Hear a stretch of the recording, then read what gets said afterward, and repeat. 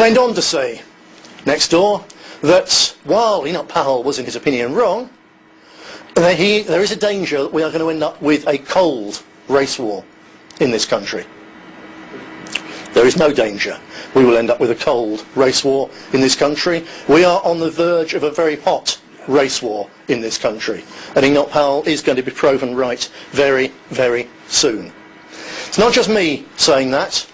About 18 months ago, the Sunday Herald, one of the main papers in Scotland, ran a report which said, quoted a number of unnamed Labour cabinet ministers as saying that the only thing keeping Britain from exploding in a mass of racial violence and problems was the fact that the economy was really pretty good, but that once it turned down, then there would be a great deal of trouble.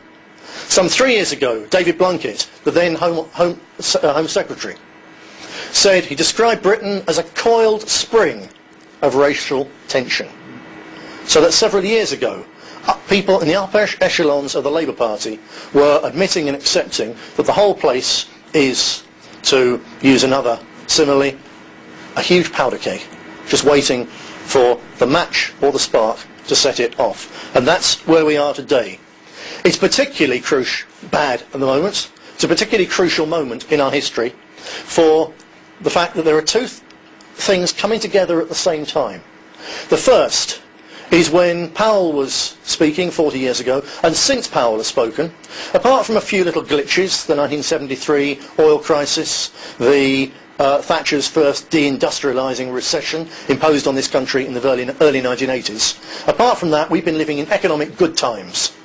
When you now have someone like George Soros, the man who nearly broke the Bank of England, saying that we're at the end of a 60-year period of stability and growth and comfort and ease, and from now on the economy around us is going to be something radically, drastically different and poorer and worse. Within 3 years, this combination of economic catastrophe and the racial problems, the ethnic problems, the religious problems, everything connected with Islam, and the fact it doesn't fit in our society. Within 3 years, those things coming together will create an explosion of communal, racist and religious violence in this country between various different groups, which will end in its first stage with what in Northern Ireland are euphemistically called peace walls, crisscrossing dozens of cities and towns in this country.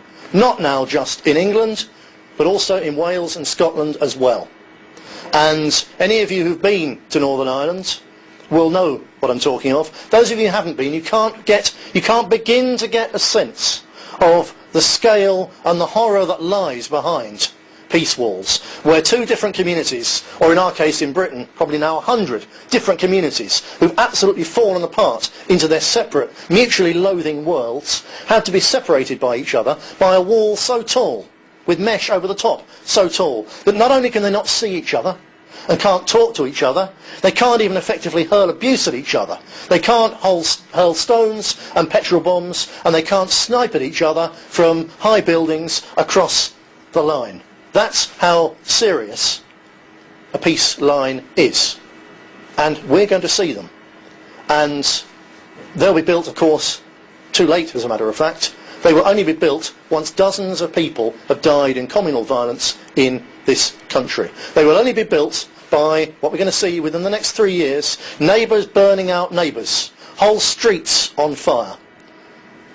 In fact, when you look at a map of Britain, I don't think you'll see it from a satellite because there's too many ordinary lights on. But were you to turn all the ordinary lights off, or if you were to pinpoint where this is happening, we are going to see this from Scotland down to Crawley, from Hull across through Preston to Liverpool.